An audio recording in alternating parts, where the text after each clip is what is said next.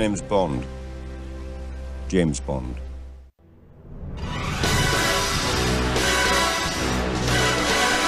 Bonjour, Ciné-Chat, c'est le talk show qui porte un regard unique sur le 7e art et aujourd'hui sur le 007e art. Ciné-Chat, c'est tout ce que vous avez toujours voulu savoir sur le cinéma sans jamais oser le demander. Je suis votre hôte, Jean Weber, l'espion aux potes de velours, et mes band buddies, mes co-hôtes aujourd'hui sont... Laurent Vachaud, Vivre ou laisser sourire. Francis Weber, Nobody Does It Better. Et bienvenue dans Ciné-Chat. Non, c'est pas les petits chanteurs à la croix de bois, là. Non.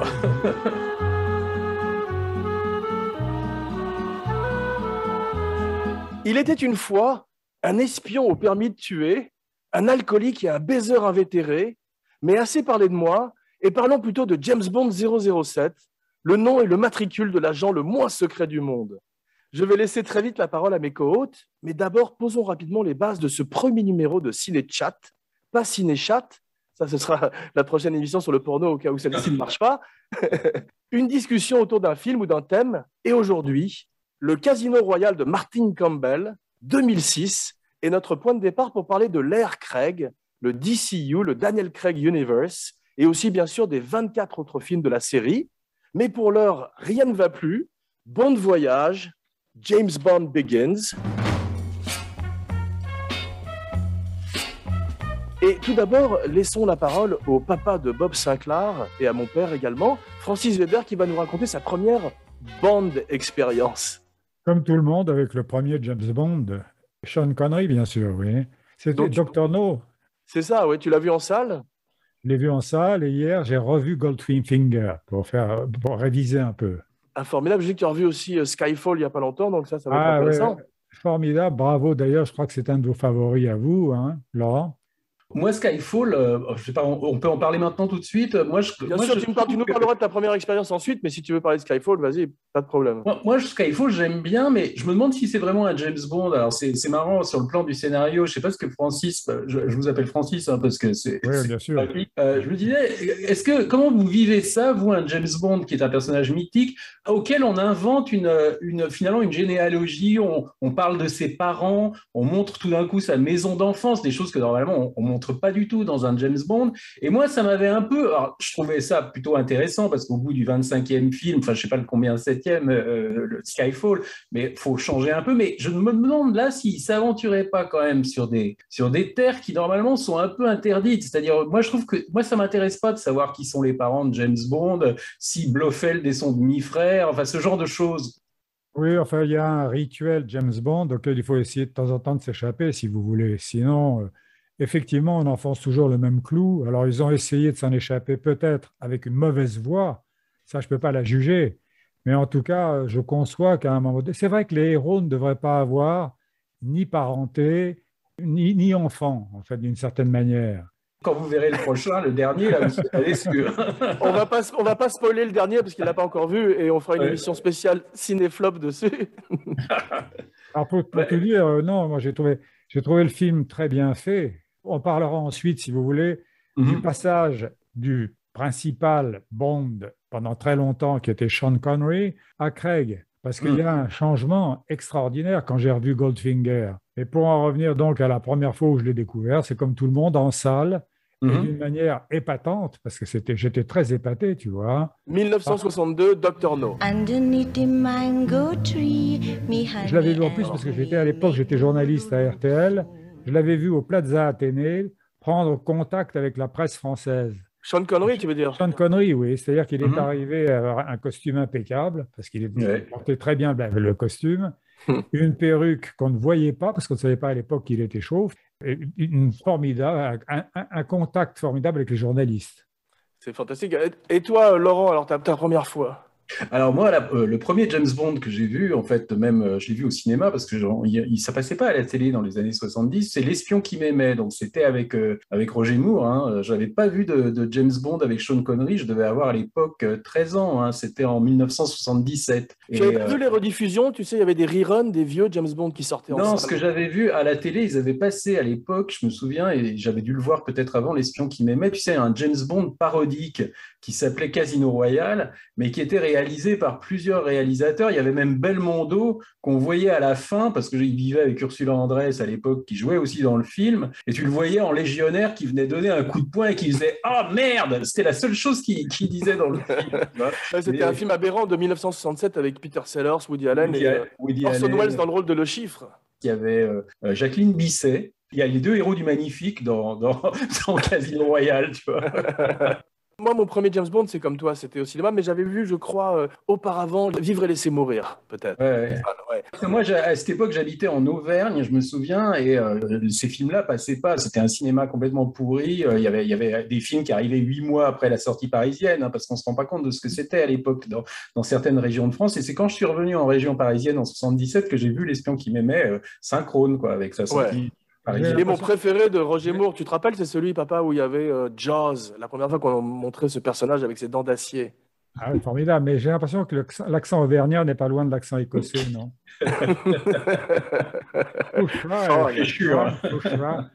Name is Bond, James Bond. Fouchtra. Et donc, moi, en même temps, j'étais très fan de Amicalement Vôtre, et ça m'avait fait bizarre de voir Brett Sinclair en James Bond, tu vois, parce que pour moi, à l'époque, c'était très identifié, Roger Moore, tu vois, donc... Bien sûr, mais ils avaient essayé de l'avoir pendant des années, un petit peu comme Pierce Brosnan, mais ils étaient obligés d'attendre, puisqu'ils étaient à la télévision pendant des années. Mais il y a eu 3 adaptations, en parlant de télévision, de Casino Royale. Parle-nous de la première. La première, c'est pour la télévision, en fait, c'est pas pour le cinéma, et c'était donc une adaptation, en fait, qui était faite, je crois, même en direct, hein, parce que la télé, à l'époque, c'était en direct, dans les années fin 50, je crois même, hein. Et ouais, c'était le type qui jouait James Bond. Le livre est 1953, Casino Royale, c'est le premier livre de James Bond. Voilà. Et alors, ils avaient transgressé, là, puisqu'ils avaient tout inversé les nationalités. James Bond était américain, travaillait pour la CIA, et Félix Leiter, qui normalement est son copain de la CIA, là, était anglais et travaillait pour le MI6. C'est drôle. Il avait complètement inversé les nationalités. Et tu sais, papa, pour te situer le premier James Bond, c'est un acteur qui s'appelle Barry Nelson et qui était le gérant de l'hôtel dans The Shining, qui donnait le job à Jack Nicholson. Ah oui, très bien. Et le chiffre était joué par Peter Lorre, donc. C'est ça. Voilà. Et bon, moi, je l'ai vu sur YouTube parce qu'on peut le voir. La qualité est assez mauvaise, mais c'est très pauvre, hein. C'est carrément comme une captation. Enfin, il n'y a absolument pas de découpage. C'est de la télévision un peu primitive, hein. On retrouve quand même déjà la table de Baccarat. Oui, il y a ça. Oui. Deviendra un classique dans James Bond. Mais ce qui serait intéressant, c'est peut-être de parler du casting de Daniel Craig, parce que moi, je me rappelle qu'à l'époque, ça avait vraiment fait un énorme scandale sur Internet. C'était les débuts aussi. On avait déjà vécu ça avec Michael Keaton en Batman, mais il n'y avait pas d'Internet. Là, il y avait des lettres à l'époque qui étaient arrivées au studio, tu vois. C'était le même genre de cabale, oui, absolument. Ouais, et tout d'un coup, le blonde Bond, comme on l'appelait, ils ont même dit Bland, James Bland, qui veut dire James qui n'a pas d'intérêt terne, James Terne, tu vois, il l'appelait. Et effectivement, il partait pas gagnant, si tu veux. C'était aussi comme ça m'a fait penser aussi à Pacino, tu sais, dans Le Parrain où tout le monde voulait le virer. Ouais. Non, mais là, il paraît que c'était. Moi, j'avais un copain qui était allé faire un reportage sur le tournage. C'était aux Bahamas, hein, Laurent Bouzereau, et il m'avait raconté qu'il lisait à l'époque ce qui se disait, hein, parce que et il le vivait très mal. Alors peut-être que ça lui a donné une hargne, tu vois, pour essayer de s'imposer, quoi. Je pense que oui, parce que c'est une position très enviable, ce qu'on appelle le underdog en Amérique. C'est quand on t'attend pas, tu vois. Voilà. Tu as toutes tes preuves à faire et c'est plus facile presque que de faire un deuxième Bond, ce qu'ils ont prouvé d'ailleurs avec Quantum of Solace. Moi, je sais pas, je n'avais pas d'a priori par rapport à la couleur de ses cheveux, tu vois, parce que Roger Moore était pas blond, mais il était quoi, châtain, hein, c'était pas non plus un brun comme Sean Connery, mais je trouvais qu'il ressemblait à Poutine, moi, tu vois. Daniel Craig, je lui trouvais un air un peu de boucher russe. Les gens disaient qu'il ressemblait à un agent du Spectre, qu'il était plus proche de Red Grant, de Robert Shaw, tu vois. Je me dis, il ressemble à un Russe, c'est bizarre d'avoir James Bond qui ressemble plutôt à un tueur du KGB, tu vois. Je me demandais ce que ça allait donner. Et en fait, dans ce film-là, ça marchait très bien. Mais il y a un truc qu'on peut dire, hein, quand même, c'est que quand on regarde la saga de James Bond, c'est bon, ils ont été très novateurs à un moment, hein, même s'ils se sont un peu inspirés de films comme La mort aux trousses d'Hitchcock, mais ils ont toujours un peu collé à la mode du moment. Sûr. La mode, par exemple, tu vois, quand ils ont fait Moonraker, qui était le film là, dans l'espace, ils essayaient de s'inscrire dans le sillon de Star Wars, qui était le film qui marchait. Il y avait même une allusion à Rencontre du troisième type avec la mélodie qu'on entendait. Live and Let Die, la Blaxploitation. Voilà, Live and Let Die, c'était Shaft. L'homme au pistolet d'or, c'était Bruce Lee, qui à l'époque le Kung Fu, bien sûr, ouais. a un grand succès. Et là, il y a, avec Craig, c'est les films de Bourne, hein, avec Matt Damon, La mémoire dans la peau, où il y a cette espèce de violence comme ça. Exactement, et aussi Batman Begins. Et on verrait que The Dark Knight influencerait énormément, en fait, le second, qui est... Skyfall. Skyfall, c'est ça, le troisième, je veux dire. Et en fait, c'est un peu... Nolan a fait autant de bien qu'il a fait du mal, parce que c'est un peu de sa faute qu'on a des héros... Bond, dès Casino Royale, dès sa première mission, veut démissionner. Ils sont tous déprimés, les héros. Batman aussi, on voit dans The Dark Knight Rises, il n'a qu'une envie, c'est d'aller boire un cappuccino en Italie avec Catwoman, pendant que Michael Caine boit un Fernet Branca, si vous vous rappelez. Ouais. Donc tous ces gens, il n'y a plus de fun, ils n'ont plus de plaisir à incarner soit Batman, soit Bond. Moi, ce que j'ai remarqué, c'est général, hein, et ça, c'est intéressant d'avoir votre avis, Francis, là-dessus, parce que je sais que vous êtes très attaché à la durée des films. C'est que je trouve que les Bonds sont... Enfin, le dernier était le pompon, hein, puisque les films sont devenus de plus en plus longs. Le dernier fait 2h45. Skyfall, ça doit faire 2h25 ou 2h30, pratiquement. 2h25, Casino Royale aussi. Et des Daniel Craig, en fait, il n'y en a qu'un qui fait en dessous de 2 heures. C'est Quantum of Solace, qui est d'ailleurs vraiment pas le meilleur, hein, loin de là. Mais les Dr No, je pense que ça ne devait pas dépasser 2 heures. C'était peut-être même en dessous, tu vois, encore. J'ai vu Goldfinger fait 111 minutes. Oui, c'est ça, c'est 1h41, tu vois. Donc, comment ça passe, Goldfinger, papa? Parce que c'est un des meilleurs, je trouve, de Sean Connery. Avec le recul, hein, ça passe comme une parodie de James Bond par rapport à Craig. Parce qu'on a un type poilu, hein, qui n'a pas du tout un corps moderne. Il est très bien bâti, si tu veux. Il a cette petite nuisette bleue étonnante, là, au bord de la piscine. C'est terrible. Et en même temps, tu as dit baiser, c'est un macho épouvantable. Il est content de lui. Il est toujours tiré à 4 épingles et ça lui va très bien. Pussy Galore est censé être une lesbienne et il l'a convertie à l'hétérosexualité à coups de pied. T'as vu? Mais non, une seconde dans une grange. C'est ça. Il la jette dans la paille et c'est parti. Mais c'est invraisemblable. Et puis en plus, il y a un truc qui m'a beaucoup frappé, c'est que Blofeld, qui est joué par Freud, c'est ça, hein, non, c'est pas Blofeld, c'est Goldfinger. C'est I expect you to die, Mr. Bond. C'est ça, oui, c'est ça. Il l'emmène partout. Il en a fait un animal de compagnie alors qu'il aurait dû le tuer au départ. Il a un laser braqué sur ses parties viriles à Bond, ce qui pouvait lui nuire, tu vois, dans sa carrière. Et il l'emmène partout. Il l'amène finalement à l'attacher à la bombe atomique qui va pulvériser Fort Knox, ou en tout cas radioactiver l'or qu'il y a à Fort Knox. Et Bond est toujours là. Il y a un des meilleurs hommes de main quand même de la série qui est Odd Jobs avec le chapeau. Oui. Coup de chapeau. Ouais. Et la dimension parodique, elle est dans presque tous les films. Hein. Enfin, c'est sûr que Craig après a durci un peu le ton, mais même chez Craig, quand on voit le film Spectre, qui est donc l'avant-dernier, où il y a Christophe Waltz qui fait Blofeld, on n'est pas loin du magnifique, hein, quand il le torture. Ça fait un peu...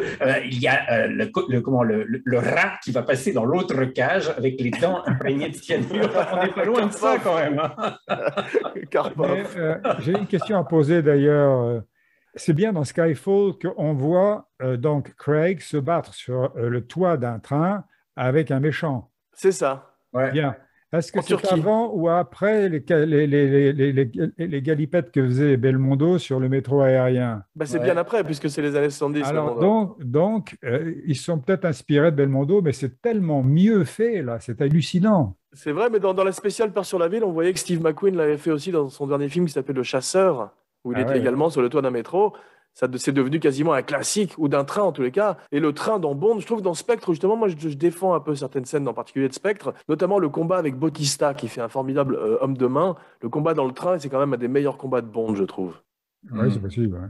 Mais ma scène d'action préférée de Bond, c'est quand même la scène de parcours de Casino Royale qui ouvre le film, où on découvre ce nouveau Bond beaucoup plus brutal. Et Craig, ayant fait du rugby, est un vrai physique. Un petit peu comme l'a été Sean Connery, et certainement beaucoup plus que ne l'ont été Pierce Brosnan ou Timothy Dalton ou Lazenby. Quoique Lazenby se battait plutôt bien en kung-fu sur la plage, c'était un des rares trucs qu'il faisait bien, je trouve, dans le rôle de Bond. Mais parlons un peu du début. Tu savais que Tarantino avait tournoyé autour du projet au début.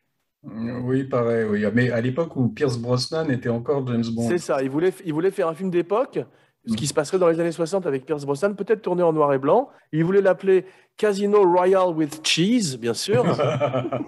D'ailleurs, j'ai pensé que c'était des noms de clowns formidables. Et voici Tarantino et Brocoli. C'est dommage qu'ils n'aient pas travaillé ensemble. Ouais.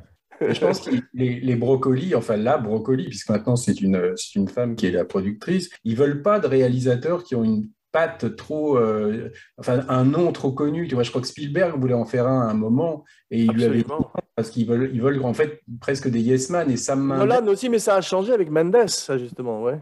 Oui, mais Mendes, c'est pas Spielberg, mais c'est vrai que ça change un peu parce que c'est un metteur en scène qui d'habitude fait pas ce genre de film. Il avait fait American Beauty et Road to Perdition avant, tu vois, donc c'était pas évident qu'il soit fait pour James Bond. Un type comme Guy Hamilton que j'ai vu hier, c'était un réalisateur connu, très connu, Hamilton ou pas? C'est plus un faiseur, je crois. Un réalisateur de films d'action, c'est lui qui a fait La bataille d'Angleterre, non, des films comme ça. Ah ouais, mais enfin, donc c'est donc pas la classe. C'est Jack Lee Thompson, mais enfin c'est un peu un réalisateur de cet acabit-là. Ouais. From Russia with love, I fly to you.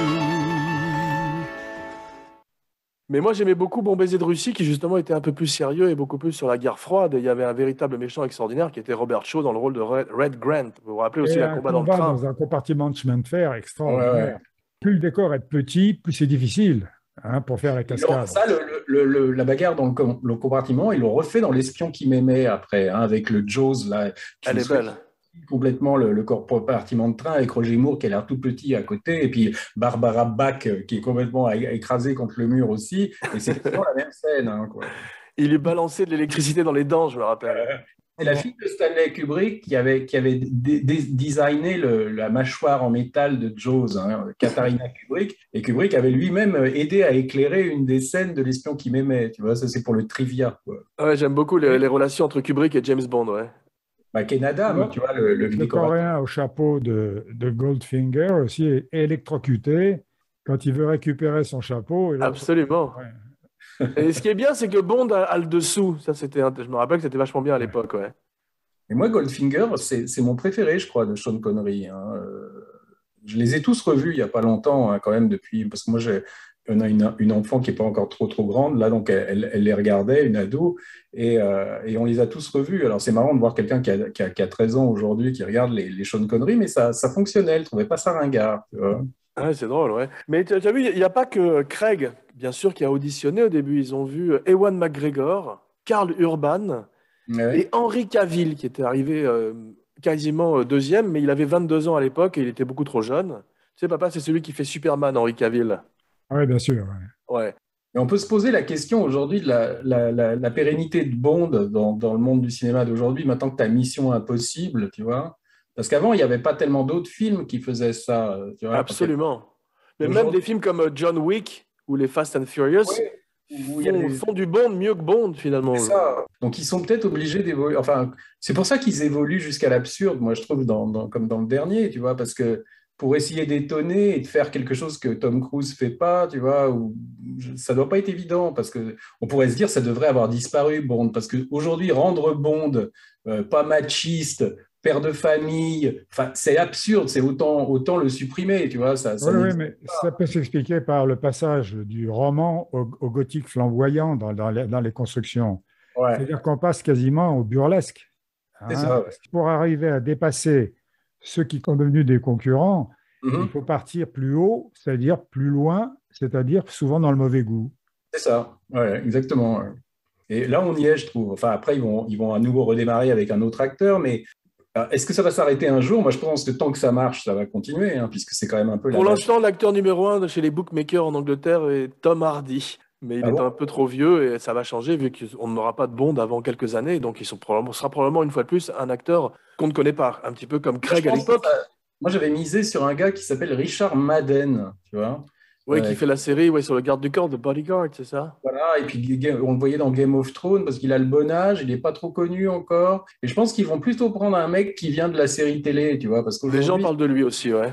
Là, la grande popularité des acteurs aussi, elle est presque autant venue des séries Netflix ou des choses comme ça que du cinéma. Mais c'est fou Ouais. comme les Brocolis ont maltraité Sean Connery financièrement et maintenant Craig est un partenaire financier à part entière et gagne des centaines de millions de dollars avec la franchise Bond. Il m'a Je vais bien faire remarqué. un tout petit trivia sur un dîner que j'ai fait avec Sean Connery. Bien sûr. Alors, ça s'est passé chez un monsieur qui s'appelait Colin Callender, qui était le type qui, à HBO, choisissait les sujets de films et les sujets de dramatique. Mhm. On était chez lui et Sean Connery était là avec sa femme, tu vois. Et il est très sympathique et très drôle. Enfin, il était. Et il a raconté une histoire que je trouvais patente parce qu'il faisait du tourisme gourmand à travers la France. Parce qu'il était, comme on dit en français, de la gueule, tu vois. Et il s'arrête dans une espèce de Un petite Bond vivant. Ouais, ouais. Et puis, il s'arrête dans une petite auberge qui avait une très bonne réputation sur un guide quelconque. Mhm. Et il descend avec sa femme, il s'installe à table. Et il y avait alors une famille franchouillarde type à une table. Alors, type à moustache, etc. Et ils reconnaissent James Bond. Alors, ça chuchote à la table comme ça. Lui est très déçu par leur pas. Il décide de partir vers 5-6 heures du matin avec sa femme, de quitter l'hôtel. Et quand il arrive devant le garage où était garée sa voiture, mais à l'extérieur, il ne peut pas sortir parce que la famille française avait bloqué sa voiture. Alors, il raconte qu'il demande d'abord aux deux vieilles filles qui tenaient l'hôtel, enfin l'auberge, de demander au monsieur, qu'il était 6 heures du matin, de dégager sa voiture. Elle répond, il répond pas, il dit qu'il dort, il ne veut pas qu'on l'emmerde. Et James Bond dit, ben, je vais aller voir. Il frappe à la porte et je te jure que cette histoire, il me l'a racontée de sa propre bouche. Elle est sans doute sûrement vraie, tu vois. Il frappe à la porte comme ça. Un petit bonhomme à moustache qui ouvre la porte fou furieux et il dit je voudrais que vous sortiez votre choix. Enfin, l'autre lui envoie son poing dans la gueule. Tu te rends Oh. compte je te le jure. Tu te rends compte le souvenir de ce petit bonhomme d'avoir frappé James Bond. C'est une belle histoire. Moi, on m'a raconté quand même qu'il était très très chiant, hein, pour Sur les plateaux, mais pas dans la vie. Brian De Palma, quand j'avais fait mon bouquin là, avec lui, il m'avait raconté que là, sur les Incorruptibles, ça avait été un cauchemar parce qu'il voulait pas, il voulait que ça s'arrête à 5 heures pour aller jouer au golf. Il avait des exigences comme ça et il y avait une scène où il se faisait cribler de balles et il avait pris un éclat dans l'œil et il avait fallu l'emmener à l'hôpital et tout ça. Il n'avait pas voulu reprendre le tournage après, donc il avait fallu le convaincre et tout. Et De Palma lui avait dit, mais toi qui as fait James Bond, tu t'es jamais fait descendre au cinéma? Et il a dit non. Il n'avait jamais été flingué, quoi. Il était déjà Oui, mort. Hein, mais... surtout, cet accident lui avait valu le rôle de Moshe Dayan ensuite dans un autre film. Non, il paraît que c'était quand même pas un type très agréable. Mais dans la vie, c'est tout à fait différent. Ouais, Les gens au cinéma et les gens sur le plateau, c'est pas pareil dans la vie. très très pingre, il paraît aussi. Enfin, je sais pas si c'est le côté écossais. Écossais, oui. C'est quand même dingue qu'un gars avec un nom comme ça soit devenu une star en France, tu vois, quand même. Oui, parce qu'on avait changé le nom de Fess Parker, un acteur, et on l'avait appelé Fear Parker, tu te rappelles? Ils ont eu peur de Fess, ils n'ont pas eu peur de conneries. C'est très C'est drôle, ouais. Et en fait, quand tu le dis aux gens, il y en a, ils réalisent même pas, quoi, quand tu leur dis, mais Non, conneries. c'est vrai, c'est Et, vrai. ah oui, ouais, mais c'est bizarre. Je trouve que Casino Royale, pour revenir au film, a vraiment un très très bon scénario quand même. Je l'ai revu et c'est très très bien Alors, écrit écoute, par Neil ouais. Purvis, Robert Wade et Paul Haggis. Alors écoute, moi, si je peux d'abord m'exprimer là-dessus, après on pourrait demander à Francis ce qu'il en pense, parce que moi, je l'ai revu récemment, Casino Royale, j'avais un très bon souvenir, hein. Pour moi, c'était le meilleur Craig, ça reste quand même encore aujourd'hui, mais je trouve que avant que Eva Green arrive dans le film, enfin, c'est pas très passionnant et surtout, je comprends pas très bien ce qui se passe, quoi. C'est-à-dire, je comprends pas très bien ce que fait le chiffre, je comprends pas, enfin, le Mais ça, plot. c'est un peu une constante de tous les Bonds. Le schéma des méchants est toujours un C'est peu sûr que là, fumeux. c'est assez compliqué quand Ouais. même. Et en fait, tout ce qu'il y a de cette histoire, pourquoi ils vont jouer au Monténégro, enfin, il y a un truc de trafic d'armes et tout, mais je trouve que c'est quand même assez confus. Et d'ouvrir le film sur le meurtre, là, comment il gagne son galon de 00, hein, qui est le permis de tuer, en le revoyant, là, je sais pas, ça me paraissait pas forcément un truc passionnant. Et je trouve que c'est que des scènes d'action extrêmement trépidantes, tu vois. Alors, c'est très bien fait et tout ça, mais je trouvais que sur le plan du scénario, ça décolle un peu quand le J'ai personnage... été frappé par le dialogue, la qualité du dialogue. Parce que je trouve qu'ils ont vraiment. Par exemple, les scènes dont tu parles avec Eva Green dans le train sont formidablement bien écrites et font Ouais. d'elle une meilleure, sinon la meilleure Bond girl, puisque les autres sont beaucoup plus en Enfin, moi, pour décoration. donner mon avis sur le scénario, j'ai l'impression que la crédulité par rapport au scénario est effacée par le spectacle. Ouais. C'est comme me disait sur un autre plan Clouseau qui voulait que je travaille avec lui. Il m'a dit le cinéma, c'est un spectacle et une agression. On peut considérer que le spectacle-là peut transcender l'agression qui est l'incompréhension par rapport au scénario. En fait, parce que le spectacle est permanent dans Casino Royale. Ouais, En plus, ouais. il y a des acteurs superbes à voir physiquement. Bond, Craig, était passé aux stéroïdes. Il les a abandonnés très vite, hein. Et Eva Green est superbe. C'est une des meilleures Bond girls. La scène où il sort de l'eau aux Bahamas, Dis c'est donc, un clin d'œil à Ursula Andress dans Doctor No, mais c'est vrai que c'était spectaculaire comme corps. Ouais. C'est un clin d'œil à tous les Schwarzenegger, à tous les Dwayne Johnson et à tous ces Mais gens-là. il porte mieux le costume parce qu'il y a trois passages obligés qui sont le costume, le Bond, James Bond Ouais. et la séduction. Et je trouve qu'il passe chacun des passages haut la main, Craig, même si il a cette étrange tête de boxeur alcoolique, il arrive quand même. Ouais, puis par moments, il ressemble à Steve McQueen un peu, tu vois. Par moment, mais Steve McQueen qui aurait pris quelques coups quand même, parce que Le Steve McQueen de l'affaire Thomas Crown, un peu, tu vois, quand il est en costard et tout, je trouve qu'il a un peu la même coupe. Ça doit être la tu sais coupe à quoi ça m'a fait penser? Ça m'a fait penser au Kid de Cincinnati avec les scènes de cartes avec Edward G. ouais. Robinson entre le chiffre et lui. Et ce qui est bizarre, c'est que le jeu, enfin, je suis pas spécialiste du poker, mais on m'avait expliqué que le jeu auquel il joue dans Casino Royale, c'est une forme du poker qui s'appelle le Texas Hold'em. C'est ça. Et pareil qu'en fait, c'est un truc extrêmement populaire, tu vois, un truc Oui. de camionneur. Et de les voir jouer dans un casino hyper classos et tout, au Texas Hold'em, il y a des gens que ça avait choqué, tu vois, parce que ils ont mis ce jeu-là parce que c'est retransmis à la télé aux États-Unis et ça fait de très grosses audiences. Alors que dans le livre, il joue au baccarat. Au jeu baccarat, ouais. Oui, mais Laurent, vous n'avez pas remarqué que dans le film, devant le casino, il n'y a que des camions garés. C'est Smokey and the Band. Il court après moi, shérif. Mais c'est le premier James Bond où il pleut. Donc c'est vraiment, il lance un message en disant maintenant Bond est réaliste, Bond est dark, tu vois. Et il souffre physiquement. On voit quand même qu'il est de plus en plus abîmé. Et cette scène de parcours au début, je te dis, on a rarement vu une scène d'action aussi spectaculaire. Et ça présente un Bond qui n'a rien de gracieux, qui défonce les murs. On est plus proche, effectivement, tu parlais du Terminator de Schwarzenegger, c'est ça. Ouais. Il y a une chose aussi qui m'a frappé, moi, c'est que si on t'assoit sur une chaise sans fond et qu'on te frappe dans les parties avec une corde à nœud sans jeu de mots, tu te demandes, mais attends, mais qu'est-ce qui m'arrive là? Et ensuite, il faut qu'il saute Eva Green, mais c'est pas possible ces choses. Et surtout qu'il a un enfant, dans le dernier, ça c'est impossible. Avec les coups de corde qu'il a pris dans les couilles, il y a pas. Il y a quand même les James Bond girls françaises, finalement, il y en a eu quand même un paquet, parce que tu as eu la première, je crois que c'était Claudine Auger, hein, dans Ouais, absolument. Opération Tonnerre, Thunderbolt. Thunderbolt. Après, il y a eu Carole Bouquet dans For Your Eyes Only. Ouais. Après, il y a eu Sophie Marceau dans Le Monde ne suffit pas, Eva Green et Léa Seydoux 2 fois. Donc, je ne crois pas que j'en ai oublié. Hein, je crois que... Il y a eu aussi Amanda Lear. Il y avait aussi Corinne Cléry, la fille qui jouait dans Histoire d'eau, dans Moonraker. Ouais. Elle a un rôle de James Bond girl aussi. Tu connais tes classiques, salaud. Pourquoi il y a une espèce de relation comme ça entre la France et Bond? Il est tout le temps sur la Riviera, il est tout le temps. Même les méchants sont parfois français, comme Drax, Michel Lonsdal ou Mathieu Amalric. D'ailleurs, ils étaient tous les deux sur Munich. C'est là où Craig a appris qu'il était Bond, sur Munich, de Spielberg. Moi, je connais bien Mathieu Amalric parce qu'on a passé le concours de l'IDEC ensemble. Et ce qui est marrant, c'est que moi, je suis rentré et pas lui, parce que lui, il voulait faire des films, tu vois, il ne voulait pas être acteur à l'époque. Ouais.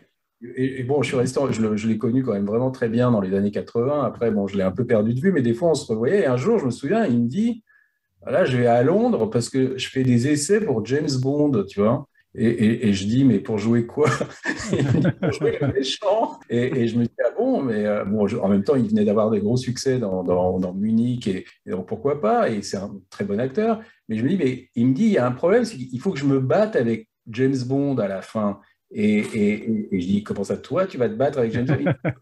Il me dit, j'ai une arme secrète. Alors, il voulait pas me dire ce que c'était à l'époque, mais la arme secrète, c'est une hache, tu vois. C'est un truc très sophistiqué. Alors, dans un James Bond, t'aurais pu croire que le gars, tu vois, ouais. Et en fait, c'est comme si tu vois quand même un peu Stallone se battre avec Woody Allen, tu vois. Mais ça arrive tout le temps. Il y a John Wick qui se bat contre un mec qui s'appelle Michael Nyqvist, contre qui se bat également Tom Cruise dans Mission Impossible, qui est un vieux Suédois qui n'est pas du tout en forme. Et tu vois ces types roués de coups des gens plus vieux qu'eux et moins en forme. Et tu te dis au bout d'un moment, mais arrêtez James Bond. Mais Mathieu, il était pas, enfin, je trouve pas, enfin, le scénario était pas terrible dans ce film parce qu'il avait même pas une scène avec Daniel Craig seul à seul avant la fin.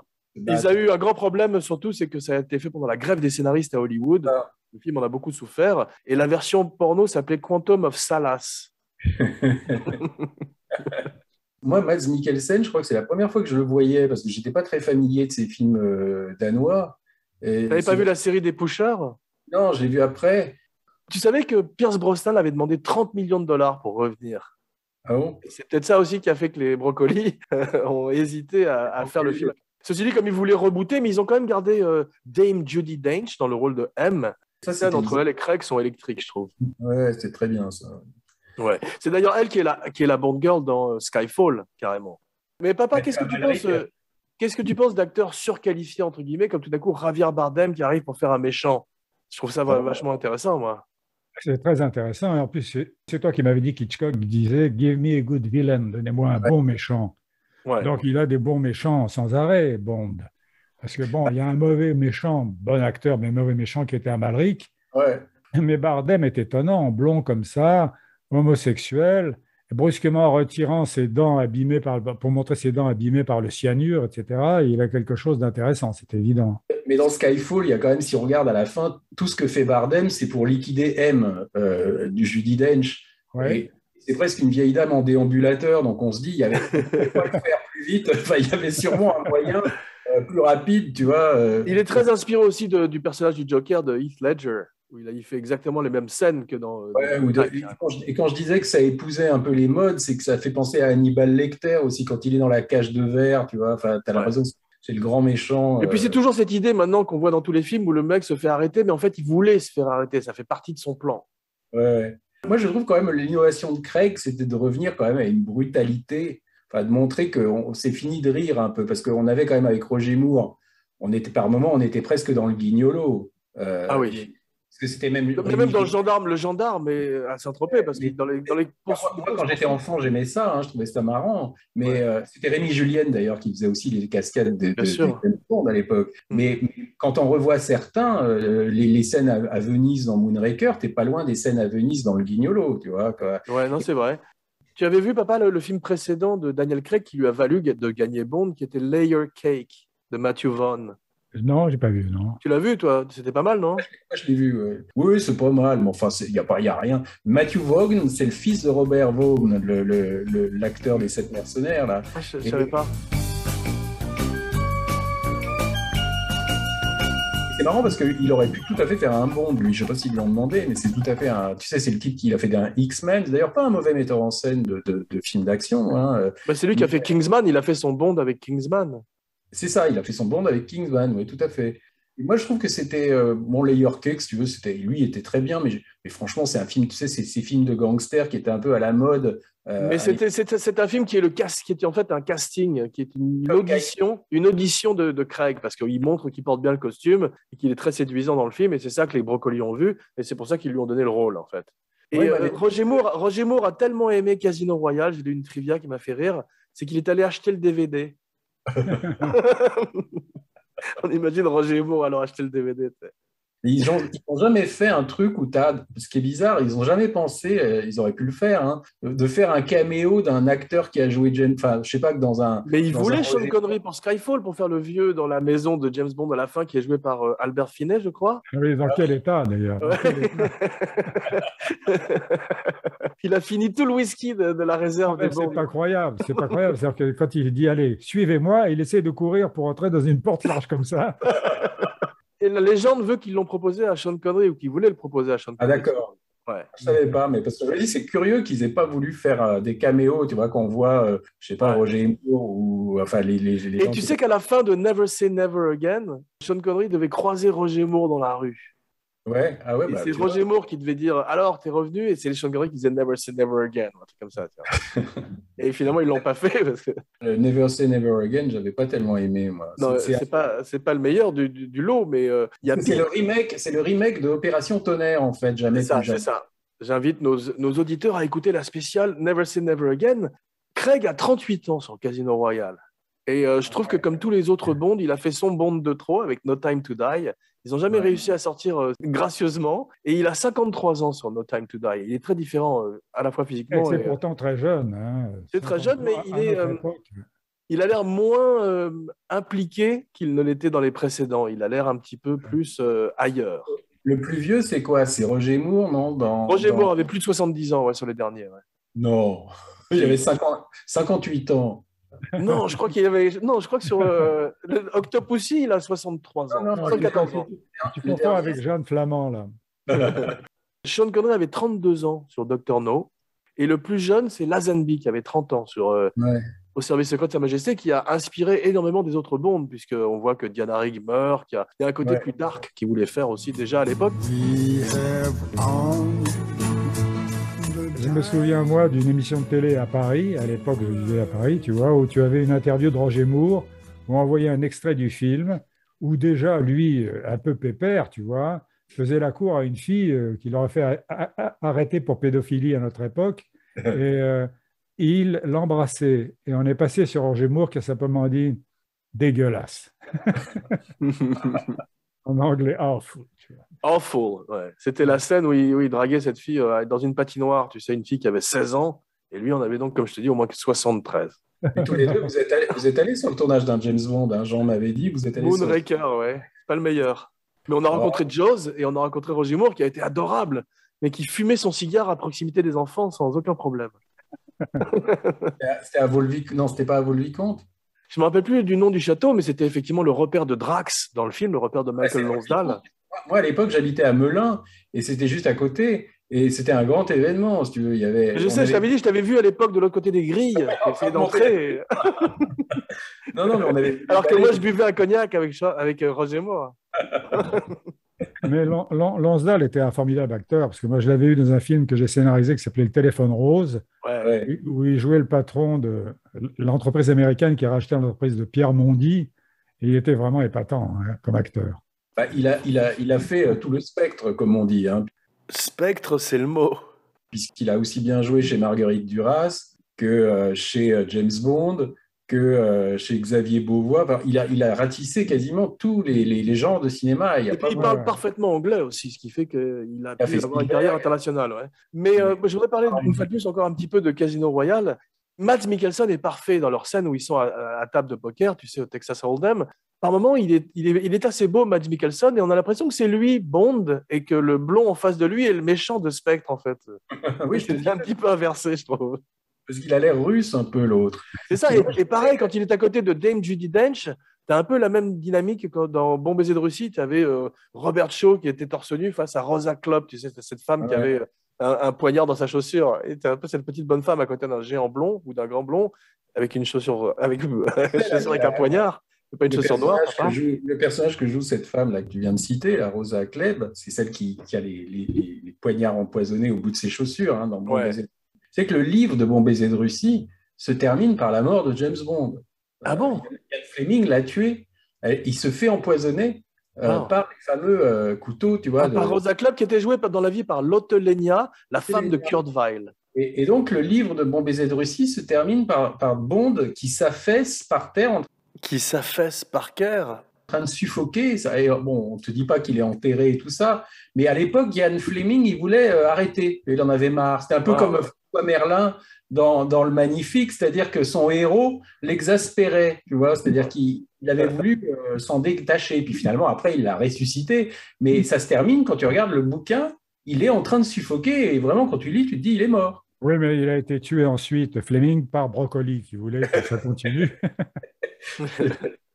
On m'avait raconté que Fleming, il n'avait pas un background aussi d'espion ou quelque chose comme ça, non? Si, il avait été espion, ouais. Non, hein, parce qu'on disait que M était inspiré d'un personnage que... Enfin, moi, je me souviens, j'ai écrit un scénario une fois où le personnage jouait, hein, parce que c'était le chef du SOE. pendant la guerre en Angleterre, qui s'appelait Maurice Buckmaster. Et ce personnage donc de M, au départ, aurait été inspiré à Fleming par ce type qui s'appelait Maurice Buckmaster et qui était le chef du SOE, c'était le service des espions pendant la guerre. Ouais. Et, Je trouve que, en parlant d'acteur surqualifié, il est bien Wright. Comment il s'appelle? Quel est son prénom, l'acteur qui fait Felix Leiter? Jeffrey Wright. Ouais. ouais. Mon Dieu, que les gens de la CIA, dont Félix Leiter, sont ridicules dans Goldfinger. Ils gardent leur chapeau tout le temps.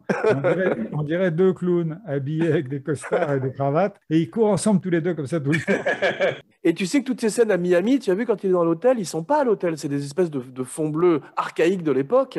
Et Ouais. Sean Connery est avec son petit onesie bleu, mais ils sont dans un studio, t'as vu, c'est hallucinant, avec des J'ai images une question. d'un hôtel qui s'appelle le Fontainebleau, je crois, à Miami.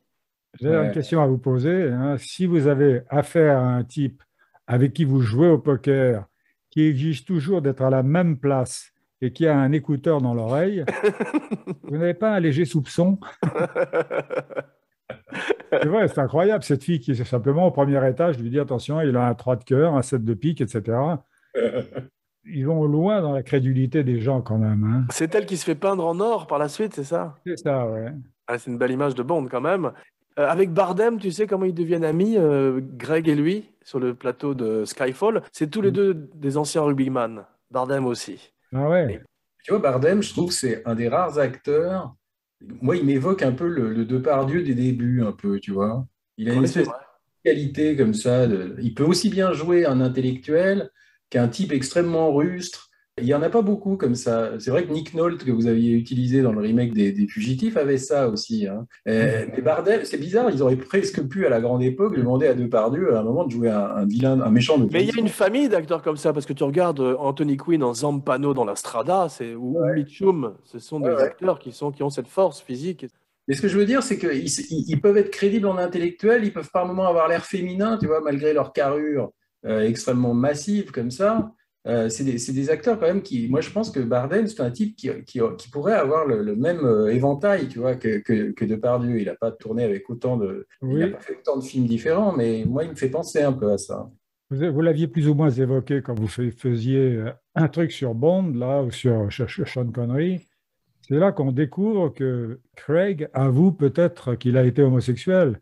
Quand Dans la scène de Skyfall, effectivement. Ouais, Ouais. ouais. Il lui caresse la joue en disant ça, sa première fois, ce petit garçon, etc. Ouais. Qui vous a dit que c'était la première fois? Répond Et il joue tellement bien, Craig, là. Et là, tu as vraiment deux acteurs de magnifique. calibre d'Oscar. Hein.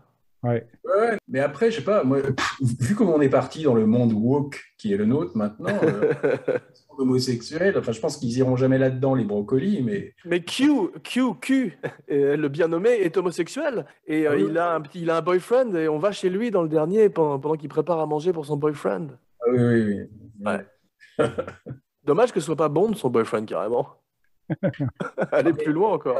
On peut s'attendre à tout parce qu'il y avait Rupert Everett à une époque, tu sais, le comédien qui jouait Ouais. de films anglais, qui était ouvertement homosexuel. Ouais. Il avait pu lancer une franchise où il aurait joué une sorte de Bond homo et ça n'a pas pris, personne n'a voulu le J'ai faire. entendu parler de ça, effectivement. Tu as vu la fin à Venise? On a vraiment l'impression d'être. Je crois que c'est un hommage à Don't Look Now, quand il court derrière Ouais, cette femme habillée en rouge.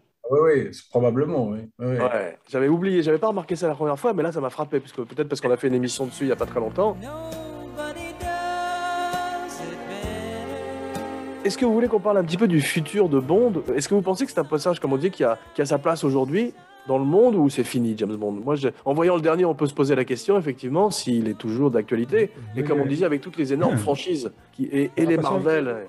J'ai l'impression qu'il a de plus en plus sa place dans le monde actuel. Ouais. C'est le théâtre No au Japon, tu vois. Le théâtre Dr. No, bien sûr.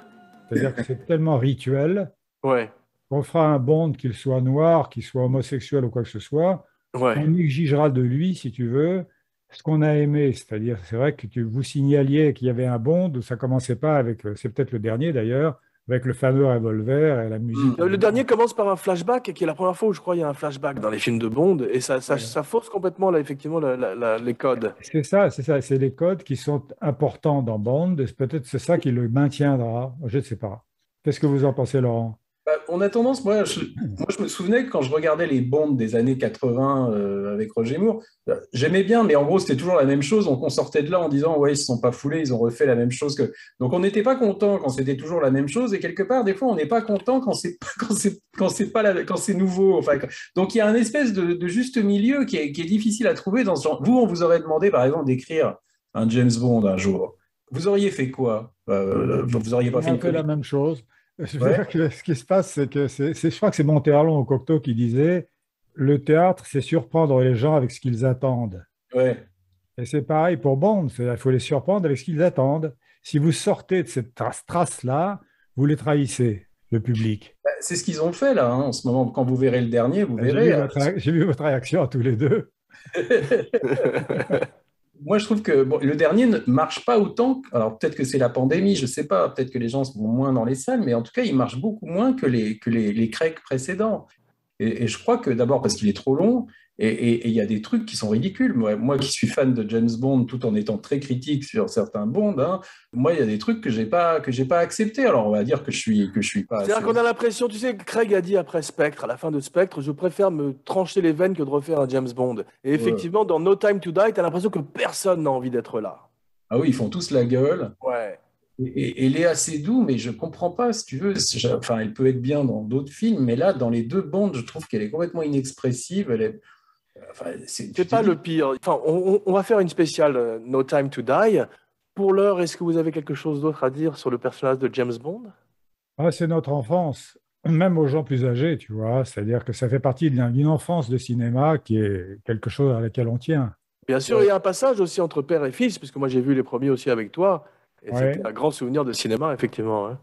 Bah oui, c'est pour ça qu'on est indulgent, même sur certains Roger Moore qui sont quand même pas terribles. On les revoit quand même avec un certain plaisir, parce que moi, effectivement, ça, je me souviens quand je regardais ça, j'avais quoi, 14, Tu te rends 15 compte ans. que dans Octopussy, ils l'ont habillé en clown, son dernier. C'est quand Oui, même mais c'est pour ça que je dis que c'est un peu comme Belmondo, tu vois, parce que il y a dans Hold Up. c'est Belmondisé un peu à un moment, James Bond, tu vois. C'est vrai. Quand Belmondo faisait l'animal, tu vois, ou des films comme ça, où on n'est pas loin de la grosse parodie. Enfin, c'est presque des parodies, les films de Il y a un Roger lien de Moore. parenté, effectivement. Jouer un Bond, ça me fait penser aux acteurs qui jouent avec un accent.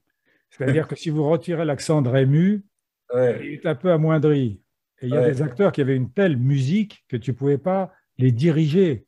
Je me ouais. rappelle, il y a Saturnin Fabre, tiens, ta bougie droite. Si vous dites à Saturnin Fabre, joue ça plus normal, plus À calme, plat, ouais. à plat. Tiens, ta bougie droite, tu parles à ton fils. Oui, il te dit oui. Et deuxième prise. Tiens, ta bougie droite. Et ça repart, tu vois. C'est-à-dire que moi, j'ai essayé de diriger certains acteurs, tu ne peux pas. Et Ouais. si tu les diriges, tu as tort. Et Bond doit continuer à sortir sa manchette. Alors, tout le monde est habillé sans manchette maintenant et sans bouton de manchette, tu vois. Et Ouais, ça ouais. fait partie du personnage. Et vous n'aviez pas écrit un film où Roger Moore jouait un truc, un film à sketch? Si, mais c'était lui qui avait écrit le sketch avec Ventura, Les Ah, Séducteurs. voilà, c'est ça, oui, oui. Mais je me Ouais, disais, ouais. j'avais vu un film à sketch sur des séducteurs, non? Et c'est pas pour t'envoyer des fleurs, mais c'était ton sketch le meilleur, papa. Je ne sais pas, mais en tout cas, c'était inutile. Ça aussi. Il y avait Ouais. Roger Moore, il y avait Lino Ventura, et il y avait qui d'autre? Il y avait plus... Il y avait Hugo Tognazzi, non? Il y avait Marty Feldman qui se prenait pour un type très beau. Il était devant une... c'est Non, pas ça, Marty voilà. Feldman, Gene Wilder, Gene Wilder. Gene Wilder, c'est pareil. Wilder, c'est Ah non, c'est vrai que les yeux de Marty Feldman, pour les séducteurs, c'est difficile de faire de l'œil comme ça. Mais il était assis comme ça, Gene Wilder, avec le torse comme ça. Et il se prenait pour un beau mec. Mais le rêve de Peter Sellers, c'était d'être Cary Grant. Donc, effectivement, on retrouve ça chez Ouais, mais il y a comique. beaucoup de gens qui en ont rêvé de ça. Ouais. Cary Grant qui était pressenti au départ pour jouer James Bond. La boucle est bouclée. Dry martini. Oui, monsieur. Wait. 3 measures of Gordon's, 1 of vodka, half a measure of Kina Lily. Shake it over rice and then add a thin slice of lemon peel. Yes, sir. Merci mes cinébuddies pour ce ciné-chat. N'oubliez pas de liker, de partager, de commenter partout où on écoute des podcasts, SoundCloud, Stitcher, plus une bonne critique et 5 étoiles sur iTunes. Et souscrivez à la chaîne YouTube avec les fantastiques vidéos de Romain Lenoff. Le nom est Weber, Jean Weber. Vachot, Laurent Vachot. Weber, Francis Weber. Et à bientôt bientôt dans dans Ciné-Chat. Ciné-Chat. Ils sont là. C'était très très dur. Que disiez-vous? Et bienvenue dans Ciné-Chat.